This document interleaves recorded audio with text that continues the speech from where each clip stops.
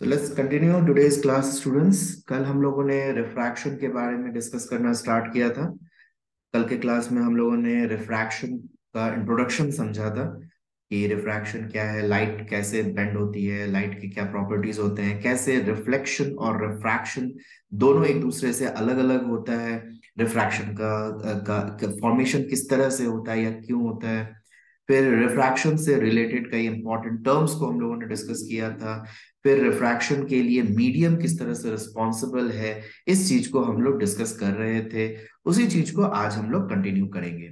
So let's once again discuss about the cause of the refraction of light. So when we talk about the refraction of light, जब हम लोग बात करते हैं refraction of light के लिए, तो जैसा कि हम लोगों ने पिछले क्लास में डिस्कस किया था कि refraction of light is just the bending of the light रे when it travels from one medium to another medium, when it moves from one medium to another medium, then as the light ray used to bend from its actual path, that bending of light ray is called the refraction of light.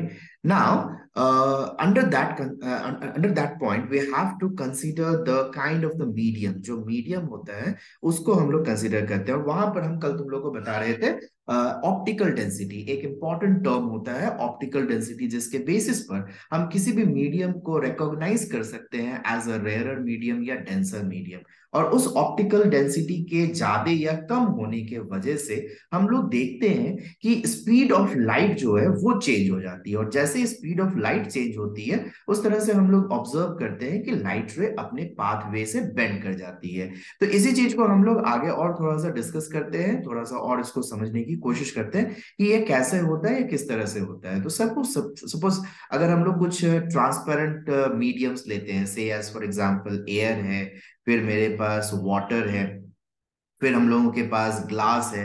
तो इस तरह के अलग अलग अगर mediums को अगर हम लोग लेते हैं, इस तरह के अलग अलग कंसिडरेशन को अगर हम लोग लेते हैं, तो वहां पर हम लोग ये ऑब्जर्व करते हैं या यहाँ पर हम लोग ये फाइंड आउट कर सकते हैं कि लाइट रे का किस तरह से बेंडिंग होता है या लाइट रे का किस तरह से मूवमेंट होता है। तो अगर हम लोग यहाँ पर लेते हैं, से एज फॉर एग्जाम्पल ये एक बाउंड्री है बिटवीन टू डिफरेंट मीडियम्स। तो say as for example here we have air and here we have water, और ये एक बाउंड्री है जो कि इन इन दोनों मीडियम्स को एक दूसरे से डिफरेंशिएट कर रही है या डिफरेंट कर रही है। अब यहाँ पर अगर हम लोग एक नॉर्मल का कंस्ट्रक्शन करते हैं और इसके ऊपर अगर हम लोग एक इंसिडेंट रे को लेकर आते हैं, say this is the incident ray and I name this one as AO, इसको हम AO के नाम से जान रहे हैं, ठीक है। Now, as this AO is traveling in a single medium, ये एक ही मीडियम में ट्रैवल कर रही है, ये एयर से ही होते हुए ट्रैवल कर रही है। So you can see that the whole path it is traveling in a straight path, ये पूरे के पूरे straight path पर ही ट्रैवल कर रही है because the medium is same.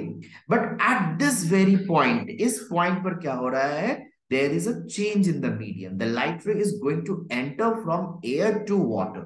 वो एयर से वाटर की तरफ आने वाला है। तो जैसे ही वो एयर से वाटर की तरफ आ रहा है या एयर से वाटर की तरफ आने वाला है, तो यहाँ पर मीडियम में चेंज होगी। So as the medium gets change, we will observe that there will be change in the path of the light. यहाँ पर लाइट रे की पाथ में चेंज आ जाएगी। So what will happen to the light ray? The light ray will actually bend a little bit towards the normal. वो क्या होता है? वो नॉर्मल की तरफ बेंड हो जाता है। देखो, हम पिछले क्लास में भी इस चीज को डिस्कस कर रहे थे कि जब लाइट रे एक मीडियम से दूसरे मीडियम की तरफ बेंड करती है, then it use to bend, it use to move away from its actual path. देखो, ये उसकी एक्चुअल पाथ होनी चाहिए थी, ये उसका एक्चुअल पाथवे होता, but the light ray is not traveling through that medium, that path. What happens or what is going to cause over here, that the light ray is going to bend to this side. ये light रे क्या हो गया? वो इधर की तरफ bend हो गया।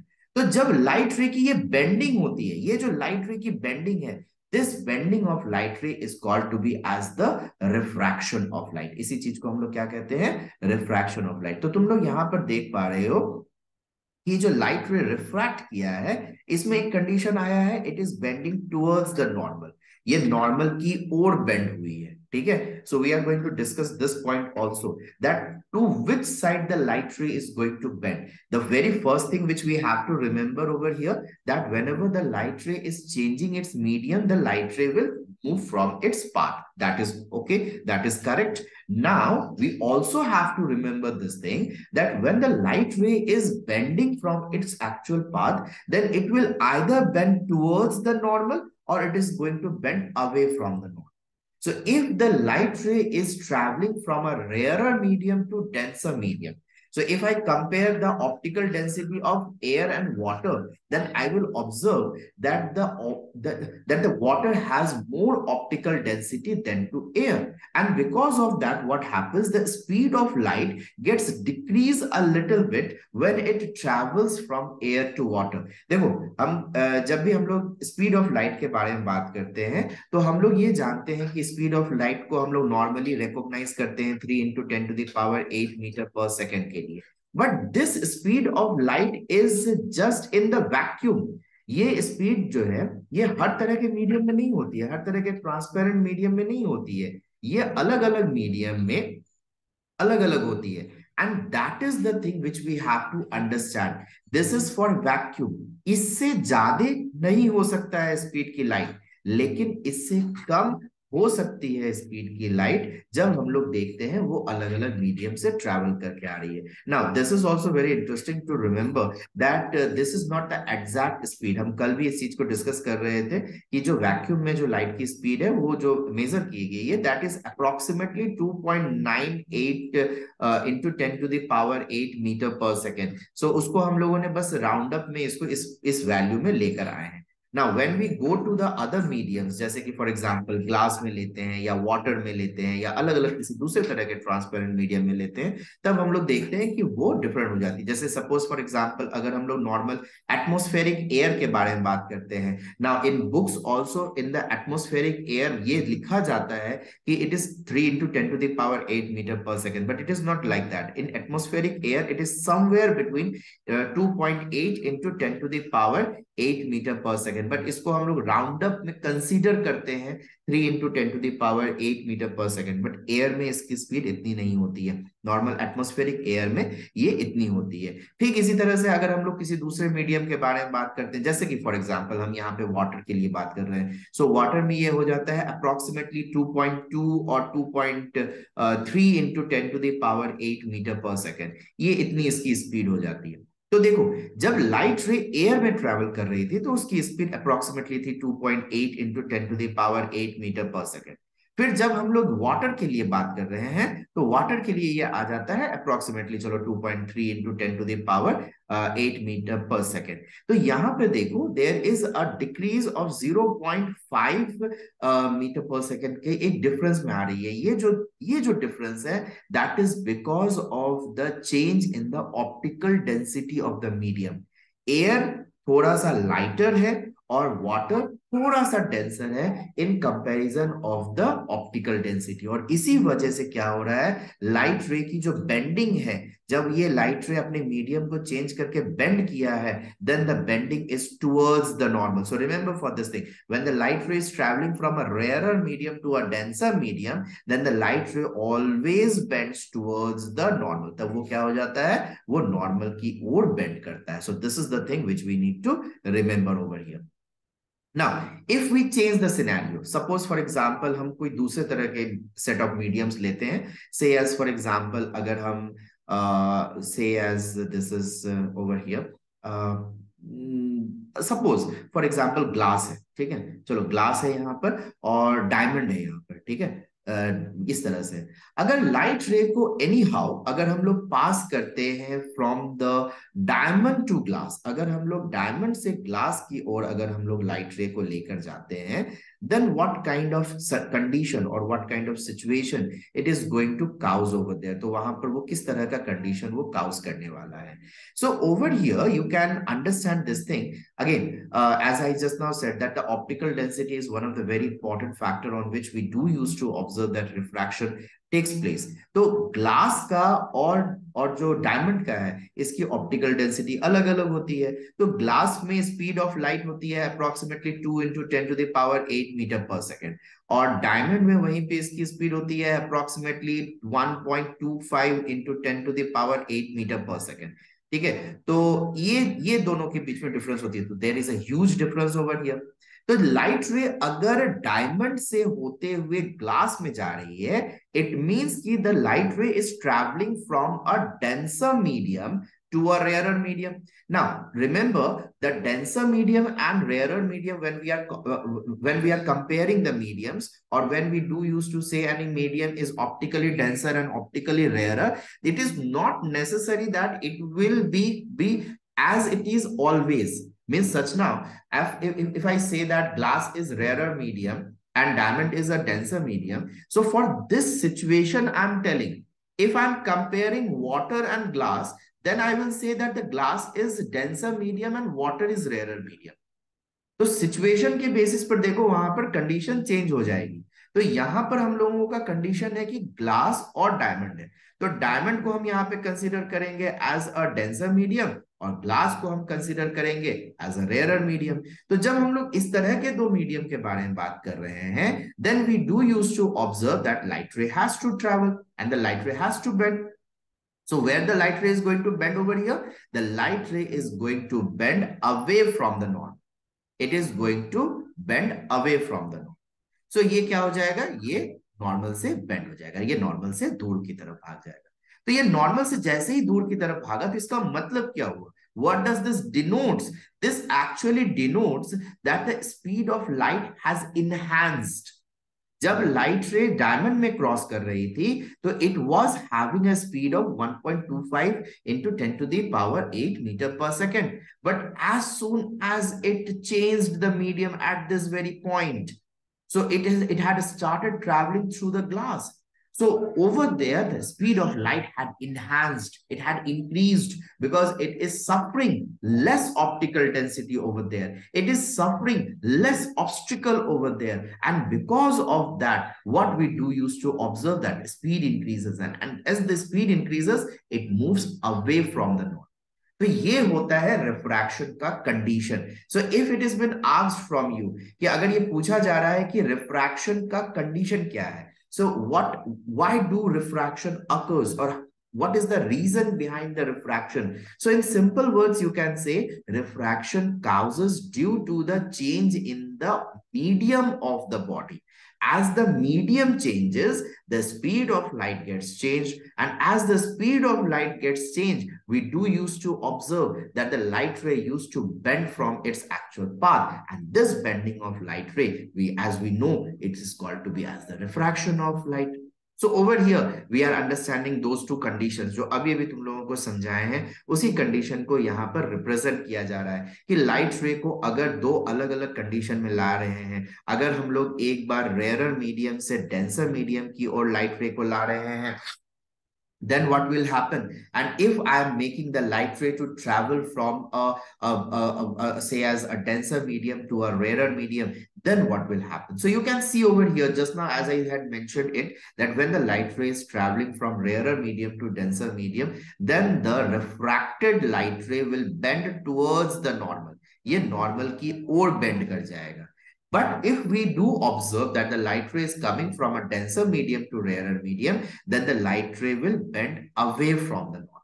Okay, so these are the things which we need to remember. And with that one, we also have to understand the relation of the angle of incidence with the angle of refraction. So how they are related to each other, that also we have to understand. So before that one, we have to go for the laws of refraction. So I will come to this page once again. हम इस वाले page पे फिर से आएंगे, एक बार हम लोग फिर से डिस्कस करेंगे एंगल ऑफ इंसिडेंस और एंगल ऑफ रिफ्रैक्शन के रिलेशन को, जब लाइट रे अलग अलग मीडियम में जाती है, जब रेयरर से डेंसर में आ रही है या डेंसर से रेयरर में जा रही है। इन दोनों ही सिनेरियो को हम लोग डिस्कस करेंगे, लेकिन उससे पहले एक बार हम लोग डिस्कस कर लेते हैं लॉज ऑफ रिफ्रैक्शन को, और फिर हम लोग उसमें से बात करेंगे।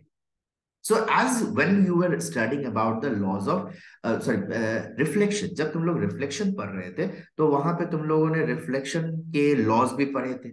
ठीक उसी तरह से जब तुम यहाँ पर रिफ्रैक्शन पढ़ रहे हो, जब तुम लोग रिफ्रैक्शन की स्टडी कर रहे हो, तब तुम लोग रिफ्रैक्शन के बारे में पढ़ोगे। तो रिफ्रैक्शन, जब हम लोग रिफ्रैक्शन के लिए आते हैं, तो यहाँ पर भी दो लॉज हैं, ठीक है। So as the first law of refraction says that the incident ray the refracted ray and the normal used to lie at the same point of the intersection of two different mediums. तो जैसे कि तुम लोगों ने reflection के लिए पढ़ा हुआ था कि the incident ray, the reflected ray and the normal used to lie on the same point on the reflecting surface. Over here, when we are talking about refraction, so as there is no reflecting surface, as there is an interaction of two different mediums, so over there we have to understand that it is the point where the light rays are entering or the light rays are meeting over that particular point where both the mediums are connected. तो यहां पर देखते हैं, देखो ये incident ray हो गया, ये रिफ्रैक्टेड रे हो गया, ये नॉर्मल हो गया, ये तीनों ही सेम पॉइंट ऑफ इंटरसेक्शन में आते हैं। ठीक है, ये तो पहला पहला लॉ बड़ा ही आसान सा है। दूसरा लॉ जो है उसमें थोड़ा सा हम लोगों को समझने की जरूरत होती है। सो दूसरे लॉ के रूप में हम लोग यहाँ पर ये समझते हैं कि that sine i upon sine r used to be constant. Now, what does this means or how does this means and what we are actually relating to this one? Let's understand over here. So just a minute, I will go for the whiteboard. In that one, I want to explain. Now, see, यहाँ पर इसको हम लोग थोड़ा सा समझने की कोशिश करते हैं। So say as for example, this is the medium. The यहाँ पे part हो रहा है medium का. Say as this is air and over here say as this is glass. ठीक है? यहाँ पे दो medium ले रहे हैं. Now, as we had already discussed, that air is a rarer medium compared to glass. तो कंपेयर हम लोग अगर ग्लास और एयर को अगर हम लोग कंपेयर करते हैं तो एयर को हम लोग बोलेंगे कि it is a rare medium and this glass is a denser medium. ठीक है, अब यहां पर अगर हम लोग ऑब्जर्व करते हैं कि ये नॉर्मल आ गया, ये यहाँ पे नॉर्मल आया। ठीक है, अब अगर हम लोग लेते हैं एक इंसिडेंट रे, सो ये आ गया मेरा इंसिडेंट रे। ठीक है, अब इस इंसिडेंट रे के लिए जब हम लोग रिफ्रैक्टेड रे को लेंगे, ठीक है, रिफ्रैक्टेड रे को जब हम लोग यहाँ पे कंसीडर करेंगे तो क्या होगा? तो let's see where the refracted ray is going to be, it is going to bend. ये क्या हो गया? या अपने, ठीक है, ये अपने पाथ से बेंड कर गया। यहां पर ये होना चाहिए था, इस रास्ते में जाना चाहिए था, but it had bended towards the normal because the light ray is travelling from a rare medium to a denser medium. ठीक है, यहाँ पे देखो हम लोगों ने पढ़ा हुआ है कि the angle between the incident ray and the normal is called to be the angle of incidence, whereas the angle between the refracted ray and the normal that is called to be the angle of refraction। ठीक है, अच्छा, अब यहां पर हम लोग Snell's law या फिर रिफ्रैक्शन के सेकेंड लॉ को डिस्कस करना चाहते हैं, जहां पर हम लोग समझेंगे sine i by sine r is के कांस्टेंट। एक्चुअली में ये लॉ कहता है कि sine i is directly proportional to sine r. Now तुम लोग सब कोई ट्रिग्नोमेट्री जानते हो, ट्रिग्नोमेट्री में पढ़े हुए हो साइन का value. Now sine is the representation और द रेशियो, साइन जो रिप्रेजेंट करता है it is the ratio of perpendicular upon hypotenuse. ठीक है, तो यहां पर कहां से परपेंडिकुलर और कहां से हाइपोटेनस की बात आती है? So what you have to understand, we will do this thing as a practical also. हम लोग इसको प्रैक्टिकल में परफॉर्म करेंगे, इस पूरे फिगर को बनाएंगे और इस फॉर्मूला को भी हम लोग वहां पर देखेंगे। सो यहां पर अगर हम लोग देखते हैं, सपोज फॉर एग्जांपल अगर हम एक सर्टेन लेंथ मार्क कर लेते हैं, इस नॉर्मल पर एक सर्टेन लेंथ ले लेते हैं, say as for example this length is of 3 centimetre. ठीक है, हम एक 3 सेंटीमीटर का मार्क कर लेते हैं इस नॉर्मल के ऊपर। Similarly I will mark another 3 centimetre to this side of the normal. हम लोग यहां पर भी मार्क कर लेते हैं। ठीक है, यहां पर हम इसको mark, so this is also 3 centimetre, इसको भी हम यहाँ पे 3 सेंटीमीटर लिए हुए। ठीक है, now if you will draw a perpendicular over here, अगर यहां से ये एक परपेंडिकुलर बनाते हो, सो दिस इज द परपेंडिकुलर। ठीक है, एंड सिमिलरली यहां से भी एक परपेंडिकुलर बना रहे हो। ठीक है, so I hope you can see these two things. Okay, अब यहां पर अगर हम लोग कुछ नेमिंग करते हैं, क्योंकि फिगर्स बना रहे हैं तो कुछ नेमिंग करना जरूरी है। So say as this is O, this point is A, this point is B, say this point is C and this point is D। ठीक है, तो तुम लोगों को यहां पर दो अलग अलग ट्रायंगल्स ऑब्जर्व हो रहे हैं। एक ऊपर से ये वाला ट्रायंगल ऑब्जर्व हो रहा है,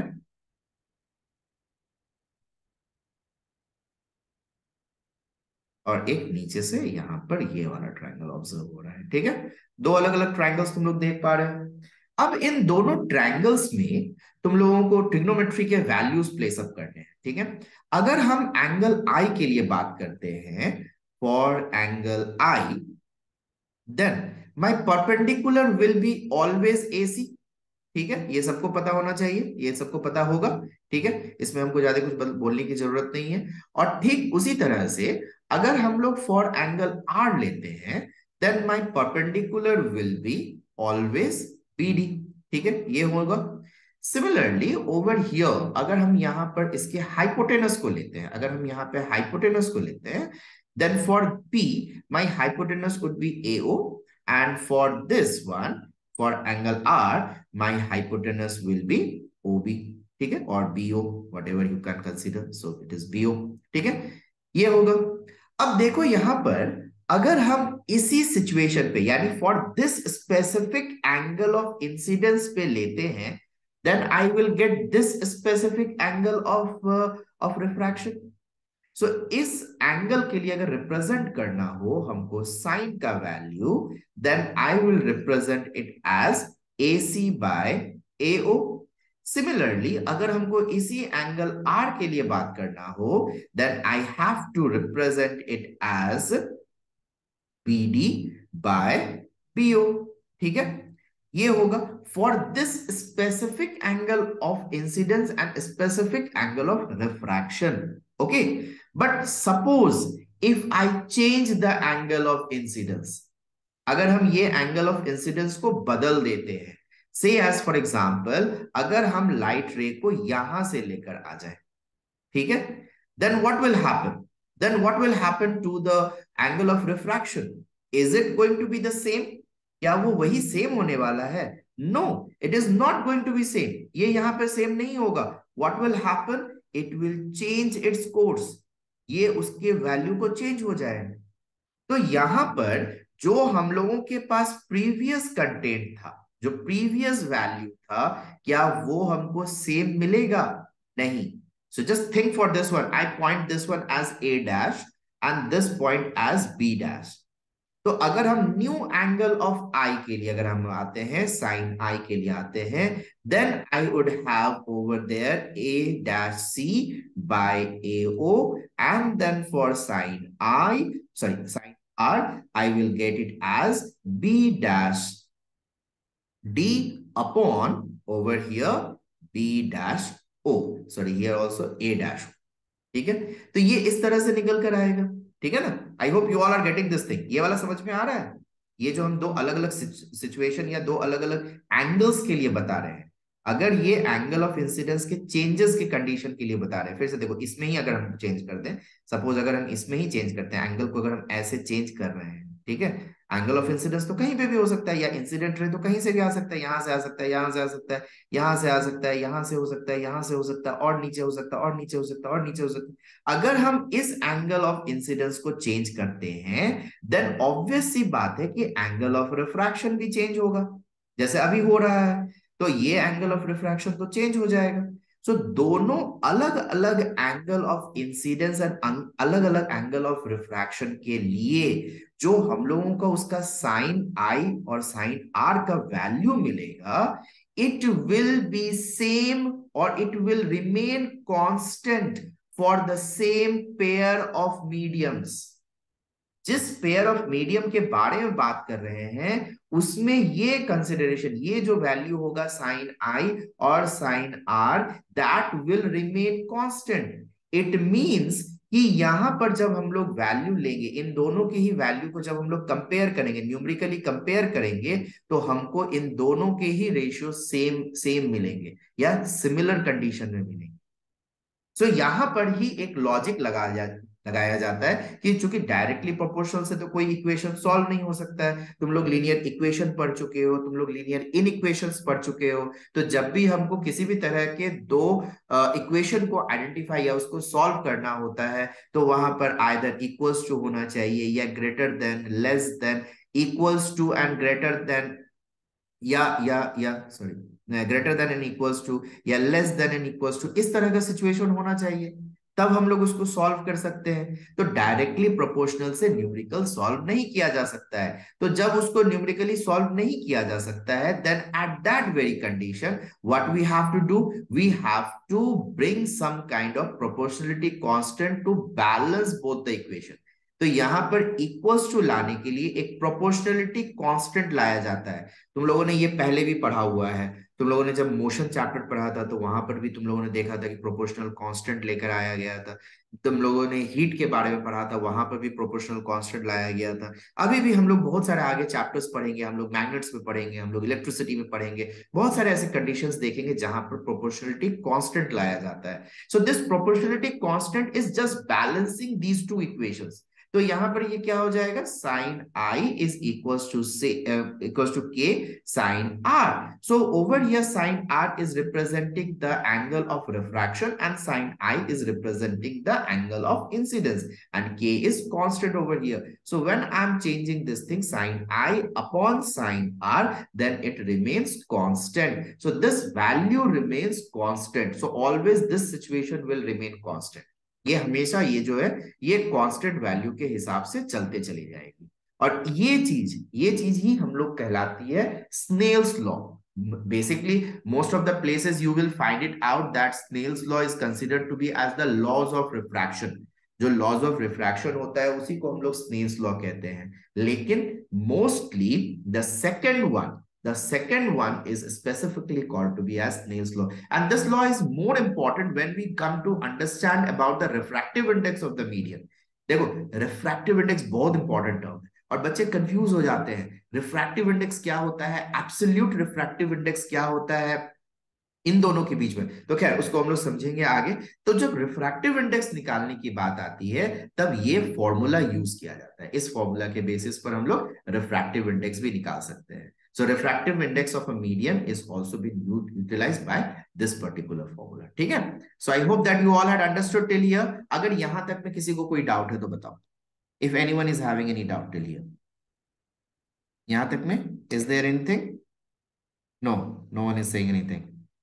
ओके, चलो ठीक है। तो हम लोग आगे चलते हैं, तो नेक्स्ट टॉपिक को डिस्कस करेंगे। अच्छा, नेक्स्ट टॉपिक क्या लेने वाले हैं, प्रीवियस टॉपिक को ही पार्ट वाइज डिस्कस करने वाले थे, क्योंकि हमको व्हाइट स्क्रीन चाहिए था इसीलिए हम रुक गए थे। सो यहाँ पर क्या है, एक रिलेशन समझने की जरूरत है। सो please remember for this thing with the formula. ठीक है, हम एक छोटा सा फॉर्मूला के साथ तुम लोगों को बता रहे हैं ताकि ये इजीली आइडेंटिफाई हो जाए और तुम लोग याद भी रख सको। It is not so very hard if you will go through it in a simple way, or if you understand the concept, then you can do it in a well manner. ठीक है, तो यहाँ पे देखते हैं। So this is a situation of the two different mediums, अलग अलग medium ले रहे हैं। Over here I am taking a rarer medium up and a denser medium down. ठीक है, यहां पर हम ले रहे हैं एक denser medium up and a rarer medium down. Now you can consider any kind of medium whatever you want to choose. ठीक है, अब यहां पर हमको क्या करना है, एक इंसिडेंट रे को एक पर्टिकुलर एंगल पर लेकर आना। ठीक है, तो ये इस तरह से इसको लेकर आ जाए, तो ये हो गया। तो ये हम दोनों पे ही एंगल ऑफ इंसिडेंस सेम रख रहे हैं। It is not necessary but I am then also I am keeping the angle of incidence same. ठीक है, यहाँ पे हम दोनों ही इस कंडीशन में इसको रख रहे हैं। तो you can say this one is angle I and over here also you can say this is angle I. Okay, अब देखो, जो रेक्टिलिनियर प्रोपेगेशन ऑफ लाइट है उसके बेसिस पर लॉजिकली लाइट को स्ट्रेट पाथ पे जाना था। ठीक है ना, क्योंकि हम लोग ये जानते हैं रेक्टिलिनियर प्रोपेगेशन ऑफ लाइट के बेसिस पर कि light always travels in a straight path. ठीक है, ये हमेशा स्ट्रेट पाथ पे ट्रेवल करता है। तो ये हो गया, तो ये यहाँ पे जाना चाहिए था but it is going in somewhere else. चलो ये यहाँ पे चला, ये यहां पे चला गया। ठीक है, यहां पे जाना चाहिए था but what is going to happen to the light ray over here?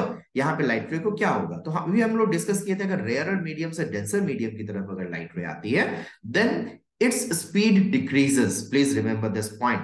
So as the speed decreases because of the increase in the optical density, what we will observe that the light ray is going to bend towards the normal. Light रे जो है वो normal की तरफ bend करेगी। ठीक है, so over here and over here if I observe, and in this one what happens, the light ray is bending away from the normal. ठीक है, वो लाइट रे बेंड कर गया away from the north. So why it is so? It is because over here the speed increases. Density जैसे ही घट जाती है तो स्पीड बढ़ जाता है. So over here we will say that this is our angle of refraction. ये हम लोगों का angle of refraction होगा. इधर ये होगा angle of refraction. एक और एंगल के बारे में हम लोगों को जानने की जरूरत है. That is called to be the angle of deviation.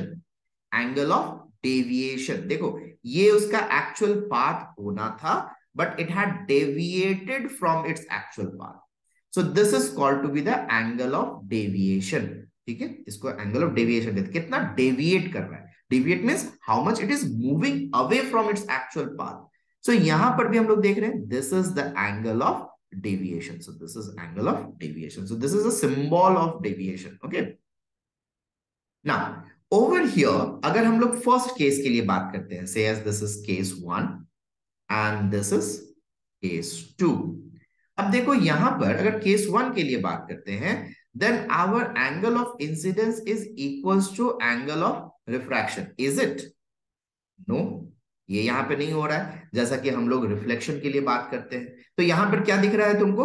You can easily identify that the angle of incidence is greater than to the angle of refraction. So please remember this thing.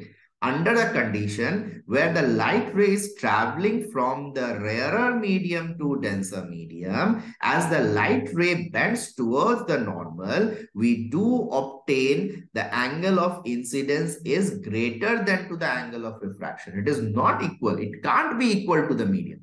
Now, one more thing. One MCQ can be asked. MCQ based question है कि अगर angle of incidence और angle of refraction same रह गया तो इसका क्या मतलब होता है, इसका क्या मीनिंग हो सकता है? तो देखो ये दो सिचुएशन हो सकती है. Either the angle of incidence is equal to 0 degree. अगर लाइट रे परपेंडिकुलरली आकर अगर सरफेस पे गिरती है then there is no bending, it will cross straight.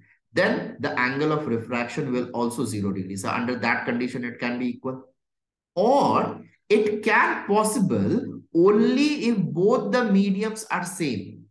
Both the mediums are same.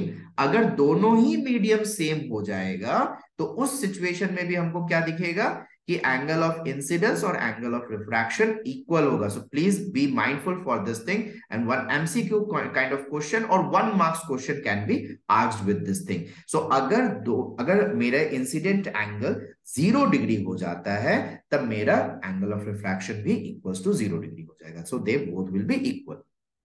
नहीं तो दोनों ही मीडियम सेम है. लेकिन अगर मीडियम डिफरेंट है then it is not possible that the angle of incidence will be equals to the angle of refraction. ठीक है, यहां पर देखते हैं तो यहां पर हम लोगों को ऑब्जर्व होता है कि एंगल ऑफ इंसिडेंस अगर इस केस के लिए देखते हैं so angle of incidence is quite smaller than to the angle of refraction when the light ray is traveling from a denser medium to rarer medium. So यहाँ पर light ray denser medium से rarer medium की तरफ travel कर रही है. तब इस situation में या इस सिनेरियो में ये क्या चीज हो रहा है या किस तरह से ये निकल कर आ रहा है. ठीक है, अब यहां पर इस एंगल ऑफ डेविएशन का क्या रोल है ये तो समझ में आ गया कि अगर हम लोग देखते हैं कि लाइट रे रेयर मीडियम से डेंसर मीडियम में आती है तो angle of incidence is much greater than to the angle of refraction. जब केस 2 में हम लोग देखते हैं कि लाइट रे डेंसर मीडियम से रेयर मीडियम में जा रही है तब वो हम लोग ऑब्जर्व कर रहे हैं कि angle of incidence is smaller than to the angle of refraction. ये दोनों चीजें हम लोगों को समझ में आ रही है. ठीक है, लेकिन यहां पर एक कंडीशन भी आता है कि the angle of incidence can be equals to the sum of the angle of deviation plus angle of refraction when the light ray is traveling from the rarer medium to denser medium. So this is one very important thing. So angle of incidence will be equals to the is equals to the sum of the angle of deviation with the angle of refraction under the case when the light ray is traveling from a rarer medium to denser medium. But when we do used to observe that the light ray is traveling from a denser medium to rarer medium, then we do used to observe that the angle of incidence is equals to the difference the difference of the angle of refraction and the angle of deviation.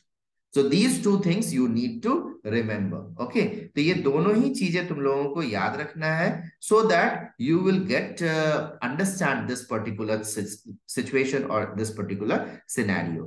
तो यहाँ पर ये वाला condition और यहाँ पर ये वाला condition. So please remember these things. Okay, and I hope that you can make an equation with this one also very easily. That angle of incidence minus angle of refraction is equals to angle of deviation. Okay, over here you can go for this thing, that the angle of angle of refraction minus angle of incidence is equals to angle of deviation. So this one, this is not deviation, this is 8. So angle of deviation. So these two formulas can be also formed by this basic formula. ठीक है, तो यहाँ तक हमको लगता है तुम लोगों को समझ में आ गया होगा. अगर कहीं पे भी कुछ डाउट है तो पूछ सकते हो. Otherwise we will continue this topic with some more things in our next class. आज की क्लास के लिए हम लोग यहीं तक रख रहे हैं, फिर नेक्स्ट क्लास में इसको और डिस्कस करेंगे. सो स्टूडेंट्स, कोई प्रॉब्लम, कहीं पे किसी को कोई डाउट है तो बता सकते हो. Is there anything? No? Okay. Yes Rashi, do you want to say something? नहीं सर, गलती से हुआ. ओके.